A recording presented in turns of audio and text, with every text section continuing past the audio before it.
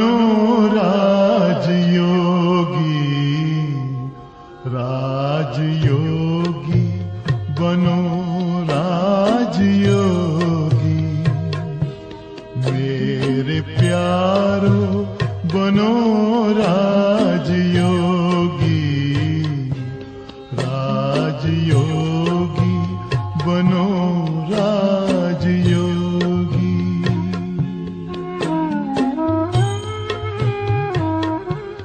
जिंदगी में परम शांति होगी।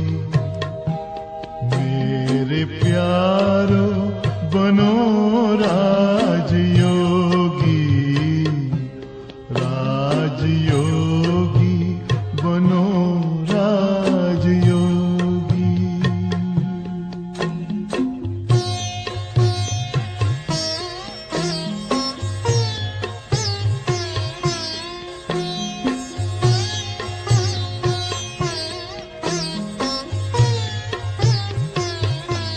मन का दर्पण दमकने लगेगा, आत्मचिंतन चमकने लगेगा।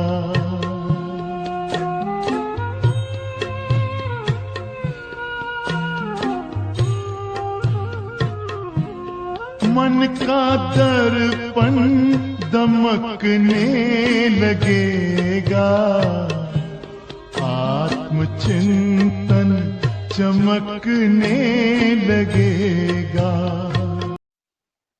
ओम शांति। आज की मुरली है 27 अगस्त 2025। बाबा कहते, मीठे बच्चे, अपने सतोप्रधान तकदीर बनाने के लिए याद में रहने का खूब पुरुषार्थ करो। सदा याद रहे, मैं आत्मा हूँ, बाप से पूरा वर्षा लेना है। प्रश्न, बच्चों को याद का चार्ट रखना मुश्किल क्यों लगता है?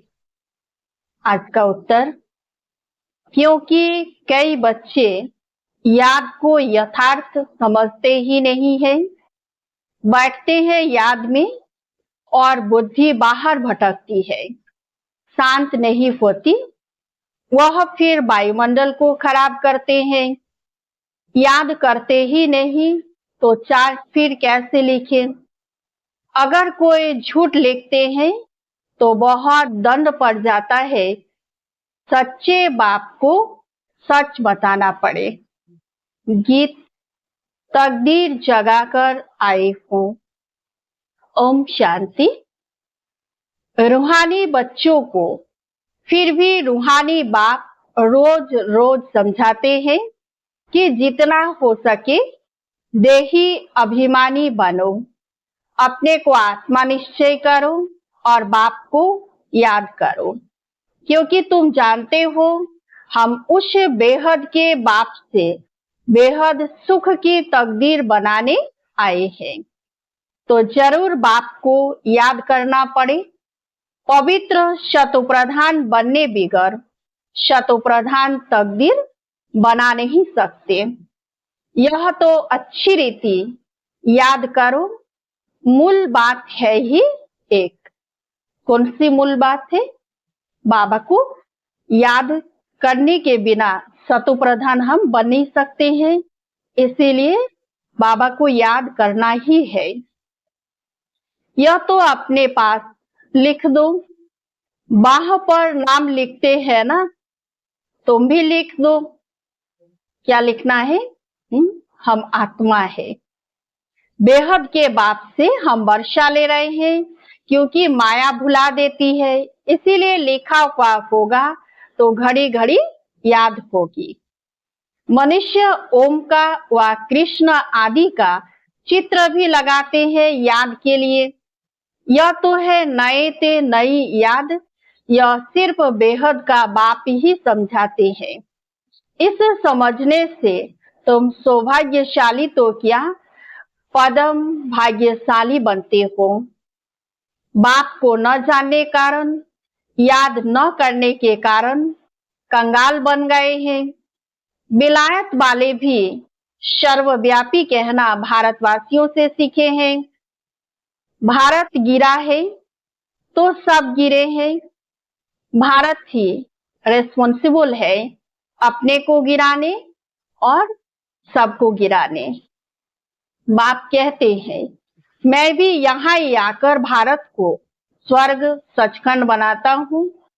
ऐसा स्वर्ग बनाने वाले की कितनी ग्लानि कर दी है। भूल गए हैं, इसलिए लिखा हुआ है, यदा यदा ही धर्मस्य ग्लानि। इनका भी अर्थ बाप ही आकर समझाते हैं कि भगवान भी इस धरा पर कब आते हैं, जब धर्म का अति ग्लानि चारों तरफ अन्याय, अत्याचार, दुराचार, भ्रष्टाचार का समय इस सृष्टि पर चारों तरफ छा जाता है, तब भगवान अवतरित होते हैं और आकर के इस सृष्टि का महापरिवर्तन का कार्य करते हैं। तो बाबा कहते हैं कि बाप ही आकर समझाते हैं, बलिहारी एक बाप की है। अभी तुम जानते हो बाप आते हैं जरूर, शिव जयंती मनाते हैं। सतयुगी आदि सनातन देवी देवता धर्म की स्थापना वही करते हैं और सब जानते हैं कि हमारा धर्म फलाने ने फलाने समय स्थापन किया। उनके पहले है ही देवी देवता धर्म। उनको बिल्कुल ही नहीं जानते कि यह धर्म कहाँ गुम हो गया। अभी बाप आकर समझाते हैं, बाप ही सबसे ऊंचे हैं और किसी की महिमा है नहीं। धर्म स्थापक की महिमा क्या होगी। बाप ही पावन दुनिया की स्थापना और पतित दुनिया का विनाश कराते हैं और तुमको माया पर जीत पहनाते हैं। यह बेहद की बात है। रावण का राज्य सारी बेहद की दुनिया पर है, हद के लंका आदि की बात नहीं। यह हार जीत की कहानी भी सारे भारत की ही है। बाकी तो बाय प्लॉट है। भारत में ही डबल सिरताज और सिंगल ताज राजाएं बनते हैं और जो भी बड़े बड़े बादशाह होकर गए हैं, कोई पर भी लाइट का ताज नहीं होता है, सिवाय देवी देवताओं के। देवताएं तो फिर भी स्वर्ग के मालिक थे ना। अब शिव बाबा को कहा ही जाता है परम पिता पतित पावन। इनको लाइट कहाँ देंगे। लाइट तब दे जब बिगर लाइट वाला पतित भी हो। वो कभी बिगर लाइट वाला होता ही नहीं। बाबा तो सदैव प्योर है, पवित्र है। तो बाबा कहते हैं वो तो कभी पतित होते ही नहीं, तो बिंदी पर लाइट दे कैसे सकेंगे। बाबा का तो शरीर है ही नहीं, बाबा तो ज्योति बिंदु है। तो हो न सके दिन प्रतिदिन तुमको बहुत गुह्य गुह्य बातें समझाते रहते हैं, जो जितना बुद्धि में बिठा सके। मुख्य है ही याद की यात्रा। इसमें माया के विघ्न बहुत पड़ते हैं। भल कोई याद के चार्ट में 50-60% भी लिखते हैं, परंतु समझते नहीं है कि याद की यात्रा किसको कहा जाता है। पूछते रहते हैं। इस बात को याद कहें बड़ा मुश्किल है। तुम यहाँ 15-10 मिनट बैठते हो, उनमें भी जांच करो। याद में अच्छी रीति रहते हैं। बाबा कहते हैं चाहे कितना भी समय हम बाबा की याद में बैठते हैं, तो उसको अच्छी रीति जांच करना है कि ऐसा तो नहीं कि हम योग में आधा घंटा 1 घंटा बैठे रहे, शरीर तो यहाँ है लेकिन मन कहीं और भटक रहा है। बाबा के साथ मन का तार हमारा जुड़ा ही नहीं, कनेक्शन ही नहीं हुआ। तो इसलिए बाबा कहते हैं कि अपने आप को चेक करते रहना है। तो बाबा कहते हैं कि बहुत है जो याद में रह नहीं सकते, फिर वह वायुमंडल को खराब कर देते हैं। बहुत है जो याद में न रहने से विघ्न डालते हैं। सारा दिन बुद्धि बाहर भटकती रहती है, सो यहाँ थोड़े ही शांत होगी। इसीलिए याद का चार्ट भी रखते नहीं। सारे दिन में बाबा कहते हैं अगर थोड़ा सा भी समय निकाल करके हम बाबा को याद नहीं करते हैं, अपने बुद्धि को, मन को चारों तरफ इधर उधर की बातों में व्यस्त कर देते हैं, तो जब शाम को हम योग में बैठते हैं तो फिर उस समय हमारा बाबा के साथ कनेक्शन होना बहुत मेहनत होती है। इसलिए बीच बीच में सारे दिन में हमें ये अभ्यास करना जरूरी है। तो बाबा कहते हैं कि झूठ लिखने से तो और ही दंड पड़े। तो बहुत बच्चे भूल करते हैं, छिपाते हैं, सच बताते नहीं। बाप कहे और सच न बताए तो कितना दोष हो जाता। कितना भी बड़ा गंदा काम किया होगा तो भी सच बताने में लज्जा आएगी। अक्सर करके सब झूठ बताएंगे। झूठी माया, झूठी काया, झूठा है संसार। तो एकदम देह अभिमान में आ जाते हैं। सच सुनाना तो अच्छा ही है और भी सीखेंगे। यहाँ सच बताना है। नॉलेज के साथ साथ याद की यात्रा भी जरूरी है, क्योंकि याद की यात्रा से ही अपना और विश्व का कल्याण होना है। नॉलेज समझाने के लिए बहुत सहज है, याद में ही मेहनत है। बाकी बीज से झाड़ कैसे निकलता है वह तो सबको मालूम रहता है। बुद्धि में 84 का चक्र है। बीज और झाड़ की नॉलेज होगी ना। बाप तो सत्य है, चैतन्य है, ज्ञान का सागर है। उनमें नॉलेज है समझाने के लिए। यह है बिल्कुल अनकॉमन बात। यह मनुष्य सृष्टि का झाड़ है, यह भी कोई नहीं जानते।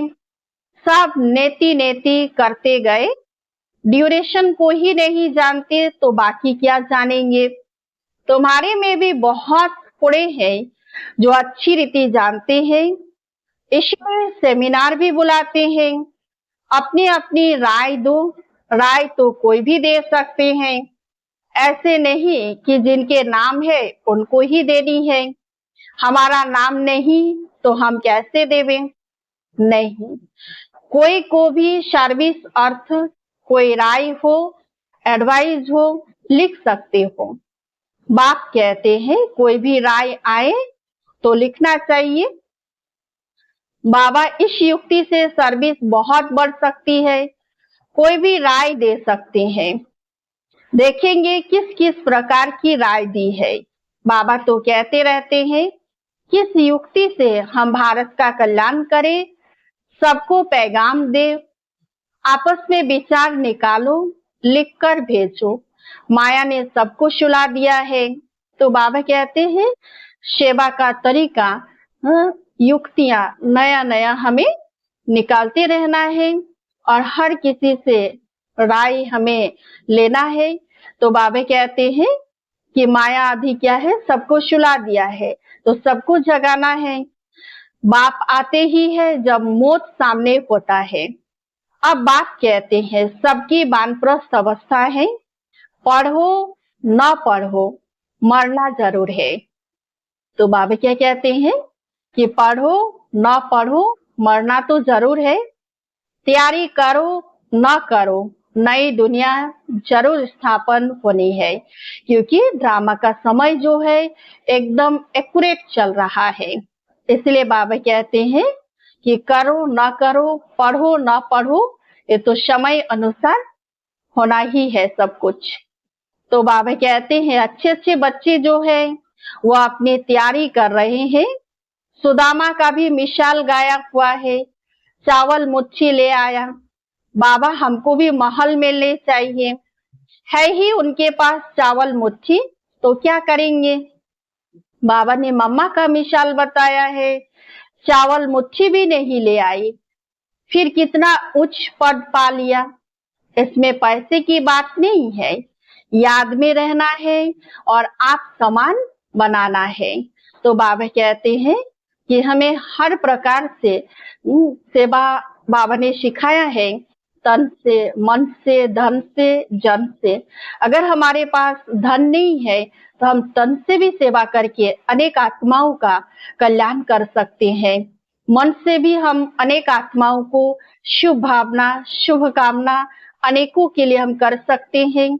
तो इसलिए बाबा कहते हैं कि कैसे हम औरों को आप समान बनाएं, कैसे सबका कल्याण हो। तो बाबा हमें राय देते हैं। बाबा की तो कोई फी आदि नहीं है, या तो कोई फीस की बात नहीं है। समझते हैं हमारे पास पैसे पड़े हैं तो क्यों ना यज्ञ में स्वाहा कर दे। विनाश तो होना ही है, सब व्यर्थ हो जाएगा, इससे कुछ तो सफल करें। हर एक मनुष्य कुछ न कुछ दान पुण्य आदि जरूर करते हैं। वह है पाप आत्माओं को दान पुण्य, फिर भी उसका अल्पकाल के लिए फल मिल जाता है। समझो कोई यूनिवर्सिटी, कॉलेज आदि बनाते हैं, पैसे जाती है, धर्मशाला आदि बना देते हैं तो उनको मकान आदि अच्छा मिल जाएगा, परंतु फिर भी बीमारी आदि तो होगी ना। समझो किसने हॉस्पिटल आदि बनाई होगी तो करके तंदुरुस्ती अच्छी होगी, परंतु उनसे सब कामनाएं तो सिद्ध नहीं होती हैं। यहाँ तो बेहद के बाप द्वारा तुम्हारी सब कामनाएं पूरी हो जाती है। तुम बनते हो पावन तो सब पैसे विश्व को पावन बनाने में लगाना अच्छा है ना। मुक्ति, जीवन मुक्ति देते हो सो भी आधा कल्प के लिए। सब कहते हैं हमको शांति कैसे मिले, वह तो शांति धाम में मिलती है। और सतयुग में एक धर्म होने कारण वहां अशांति नहीं होती। अशांति होती है रावण राज्य में। गायन भी है ना, राम राजा राम प्रजा, वह है अमरलोक में। वहां अमरलोक में मरने का अक्षर नहीं। यहाँ तो बैठे बैठे अचानक मर जाते हैं। इसको क्या कहा जाता है? मृत्यु लोक। उसको अमरलोक कहा जाता है, सतयुग को। वहां मरना होता नहीं, ये मृत्यु शब्द ही वहां नहीं होता है। पुराना एक शरीर छोड़ फिर बालक बन जाते हैं। रोग होता नहीं, कितना फायदा होता है। तो बाबा कहते हैं श्री श्री की मत पर तुम एवर हेल्दी बनते हो। तो ऐसे रूहानी सेंटर कितने खुलने चाहिए। थोड़े भी आते हैं वह कम है क्या? तो आज बाबा का सेंटर पूरे विश्व में गांव, शहर, हर जगह जगह पर, छोटे छोटे स्थानों में कितने सारे आज बाबा के सेंटर्स खुल गए, ताकि हर आत्मा को ये मालूम चले कि भगवान इस सृष्टि पर, इस धरा पर आ चुका है और वो भगवान को पहचान करके अपना भाग्य जरूर बनाए। तो बाबा कहते हैं अगर थोड़े भी आते हैं तो वह कम है क्या? इस समय कोई भी मनुष्य ड्रामा के ड्यूरेशन को नहीं जानते हैं। पूछेंगे तुमको फिर वह किसने सिखलाया है? अरे हमको बताने वाला बाप है। इतने ढेर बीके हैं, तुम भी बीके हो। शिव बाबा के बच्चे हो, प्रजापिता ब्रह्मा के भी बच्चे हो। यह है ह्यूमैनिटी का ग्रेट ग्रेट ग्रैंडफादर। इनमें हम बीके निकले हैं। बिरादरियां होती है ना, तुम्हारे देवी देवताओं का कुल बहुत सुख देने वाला है। यहाँ तुम उत्तम बनते हो, फिर वहां राज्य करते हो। यह किसी को बुद्धि में रह न सके, यह भी बच्चों को समझाया है। देवताओं के पैर इस तमोप्रधान दुनिया में पड़ न सके। जड़ चित्र का परछाया पड़ सकता है, चैतन्य का नहीं पड़ सकता है।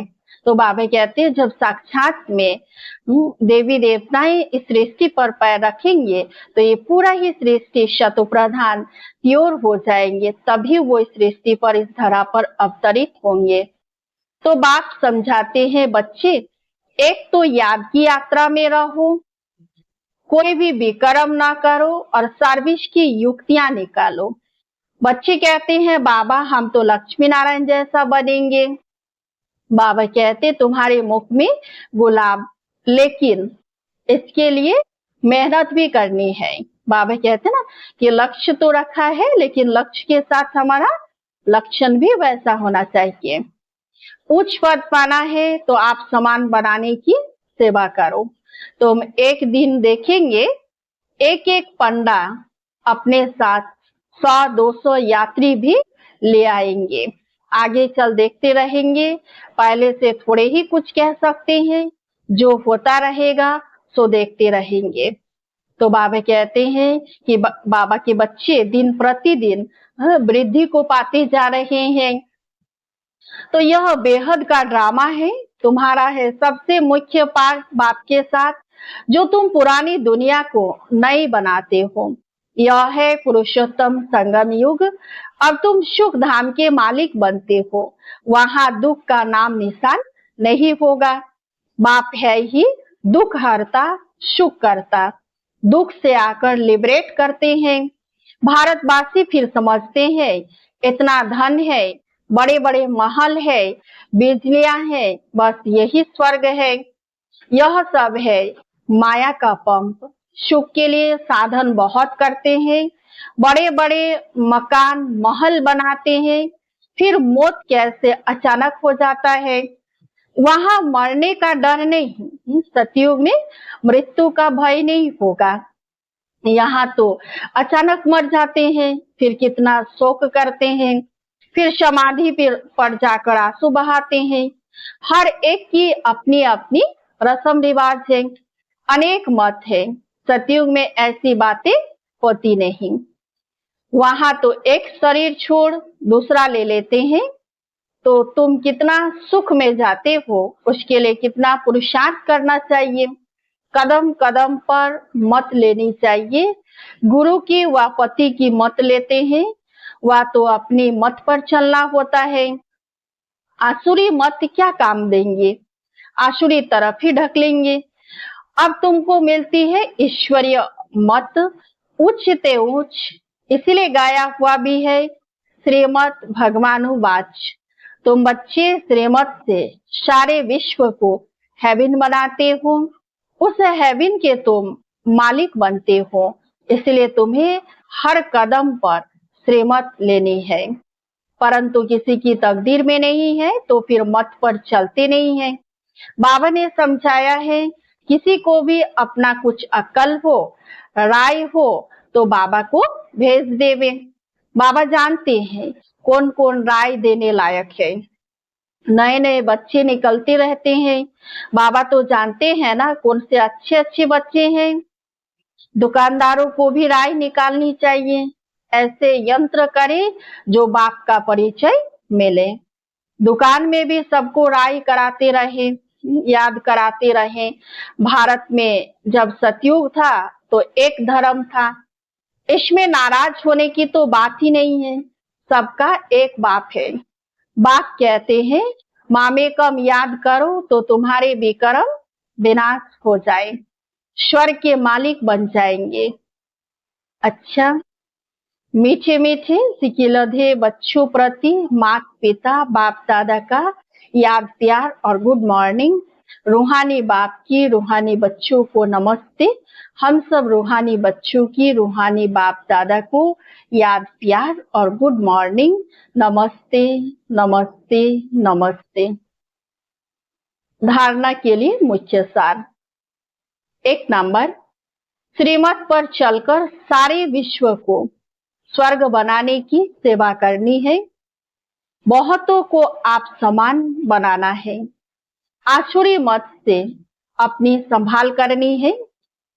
2 नंबर, याद की मेहनत से आत्मा को शतोप्रधान बनाना है।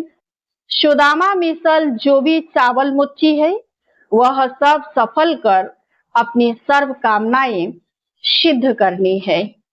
आज का वरदान, एक बाप दूसरा ना कोई। इस दृढ़ संकल्प द्वारा अविनाशी अमर भव। एक बाप दूसरा ना कोई, इस दृढ़ संकल्प द्वारा अविनाशी अमर भव। जो बच्चे यह दृढ़ संकल्प करते हैं कि एक बाप दूसरा ना कोई, उनकी स्थिति स्वतः और सहज एक रस हो जाता है। इसी दृढ़ संकल्प से सर्व संबंधों की अविनाशी तार जुड़ जाती है और उन्हें सदा अविनाशी भव, अमर भव का वरदान मिल जाता है। दृढ़ संकल्प करने से पुरुषार्थ में भी विशेष रूप से लिफ्ट मिलती है। जिनके एक बात से सर्व संबंध है, उन्हें सर्व प्राप्तियां स्वतः हो जाती है। आज का स्लोगन, सोचना, बोलना और करना तीनों को एक समान बनाओ, तब कहेंगे सर्वोत्तम पुरुषार्थी। अब बते सारे सहज योगी बनना है तो परमात्मा प्यार के अनुभवी बनो। जिस समय जिस संबंध की आवश्यकता हो, उसी संबंध से भगवान को अपना बना लो। दिल से कहो मेरा बाबा, और बाबा कहे मेरे बच्चे। इसी स्नेह के सागर में समा जाओ। यह स्नेह छत्र छाया का काम करता है। इसके अंदर माया आने की शक्ति, यही सहज योगी बनने का साधन है। अच्छा, ओम शांति। योग पथ पर जरा चल के देखो, सारा जीवन महकने लगेगा। सारी काया हो, सारी काया बनेगी निरोगी। मेरे प्यार बनो राजयोगी, राजयोगी बनो राजयोगी। योग मानव को संयम सिखाता, संतुलन आचरण में लाता। आत्मा और परमात्मा का ये मिलन हर घड़ी है कराता। योग महिमा हो, योग महिमा कभी कम न होगी। मेरे प्यार बनो राजयोगी, जिंदगी में परम शांति होगी। मेरे प्यारो